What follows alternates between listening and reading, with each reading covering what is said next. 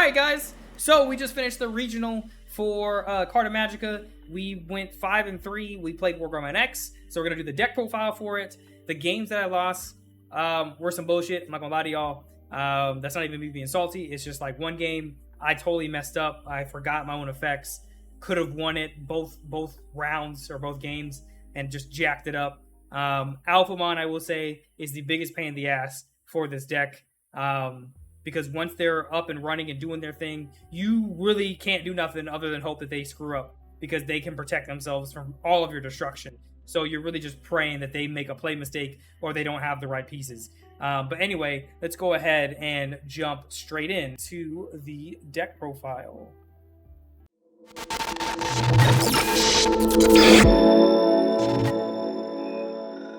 Okay, so we're going to start with our babies, of course, the Digitama. We have one Koromon, that's the draw one Koromon, and then we have 4 of the new Koromon, which gives you 1k if you're a Greymon or an Agumon. I mean, this comes up, obviously, for WarGreymonX. Unfortunately, this doesn't work for Omnimon, but it comes up. The extra 1k does matter, especially when you're dealing with your WarGreymonX, because your WarGreymonX can kill anything weaker than it. The stronger it is, the better. Koromon's just here because drawing is never a bad thing. You could run four of these Koromons, I think. You don't need to, because the deck does so much searching that you probably don't need to draw, but it's not bad. I mean, you might find that it works different for you. All right, so next we're going to go into our level 4s. Okay, so for our first set of level 4s, we have 4 of the Agumon. This is the promo one. This is the Digimon Card Fest version. He gives plus 2k DP to any of your Greymons. That's obviously useful. The whole deck is Greymons, so everybody gets 2k DP. Why wouldn't you want 2k DP? He's really freaking useful. Then, of course, you have 3 of the Searcher Agus, or 4 of the Searcher Agus. Originally, I was running 2 of him and 2 of the starter deck Agu that gives plus 2k when attacking players.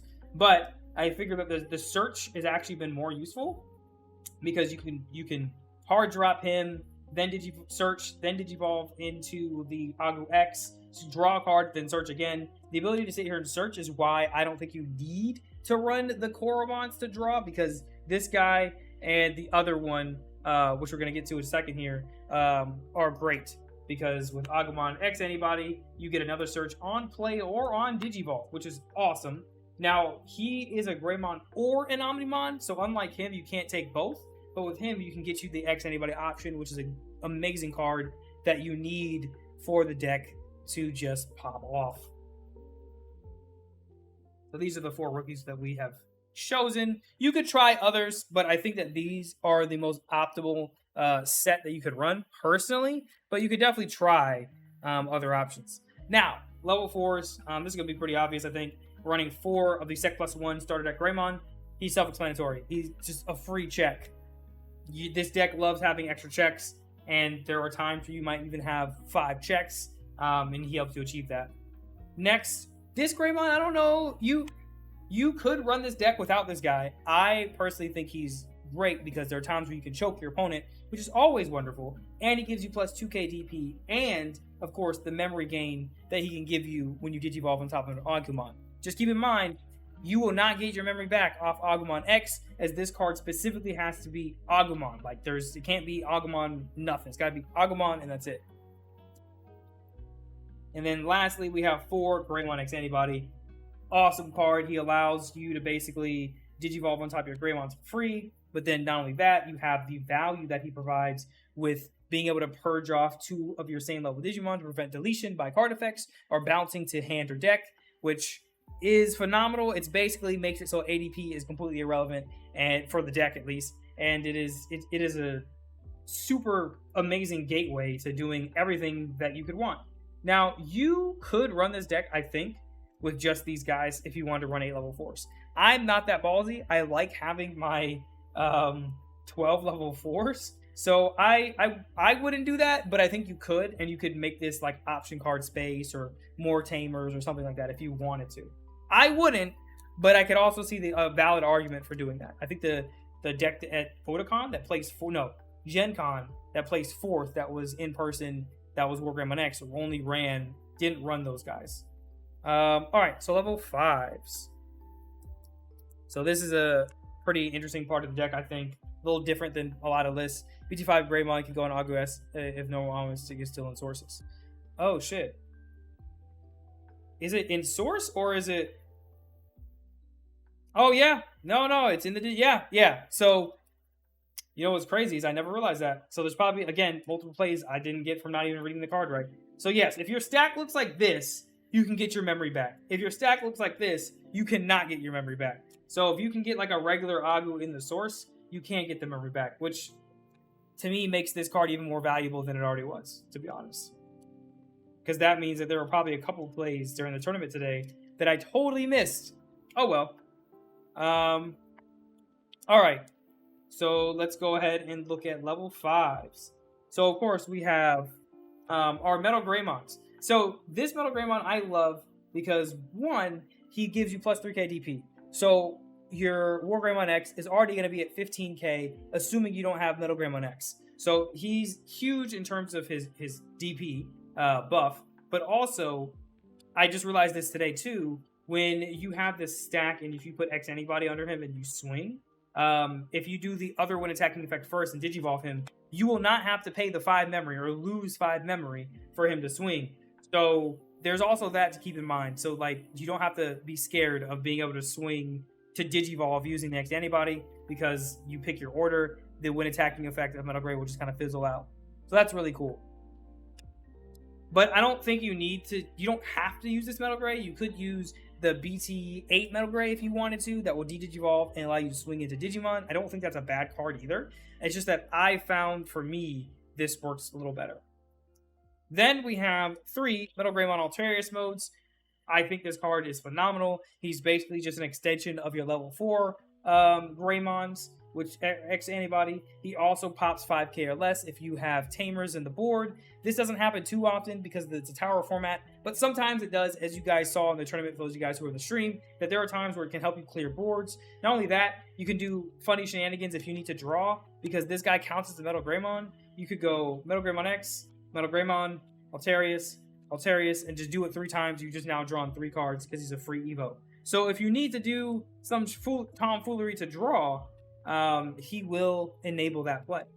Then lastly, we have 4 of the Metal Greymon X antibody, the most important Metal Greymon in the deck in terms of floodgating the rest of your plays. When you digivolve on top of a Metal Greymon, or if you have an X antibody, or rather, if there's a Metal Greymon in your sources, and if you have X antibody in your source, you get plus 3k DP until the end of your opponent's turn. Probably the most important part of that effect, aside from the plus 1 security.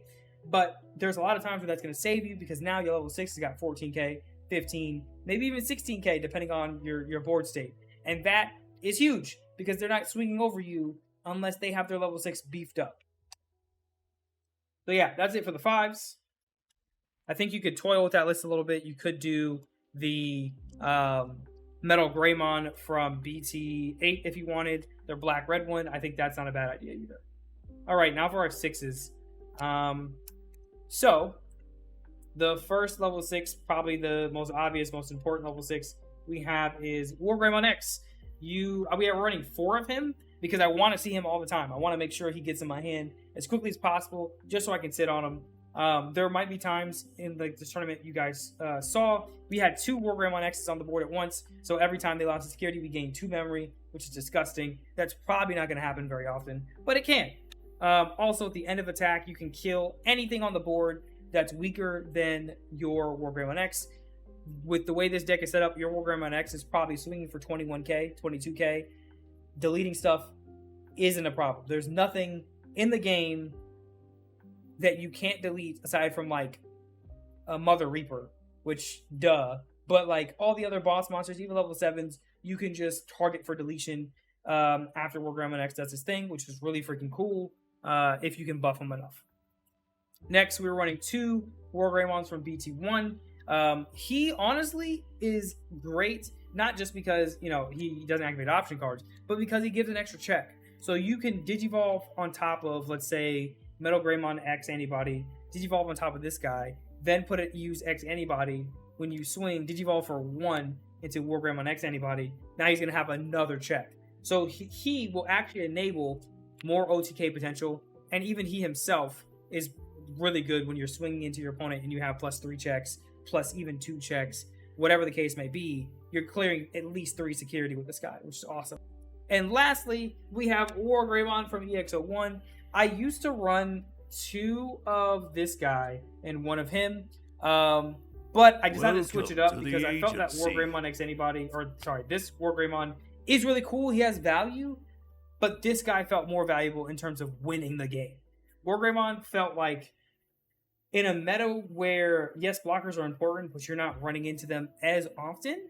That part of the effect wasn't as important. And also, when you digivolve into him, let's say you're at 0, yes, he's gonna blitz. Then you digivolve into him, you're paying 5. That can get a little steep depending upon how far in the game you are. So that's why I only run 1 of him. I think you could either take him out if you wanted to, or you could go back to 2 and 1. It kind of just depends on your local meta, to be honest, in my humble opinion. So our level 7s, this is super straightforward. Omnimon X and Omnimon Blitz. Now, I honestly would consider taking something out and running 2 Omnimons and 1 Omnimon X antibody, because this Blitz, there are so many points where I'm like, damn, if I just had Blitz, this would be over, and I could just say, all right, peace. So I would consider taking something out so you could run 2 Omnis and 1 X antibody. X antibody is phenomenal because if you're not playing Alphamon, at least, you can take that huge stack you have and negate attacks or end attacks, which is great because in an OTK meta, if you can just end the attack and move on, your opponent's kind of SOL. Because if this Omni survives into the next turn with the Metal Greymon that gives 3k on your turn, he's going to be 18k, again, killing everything. So this deck does allow just deletion, which is very important.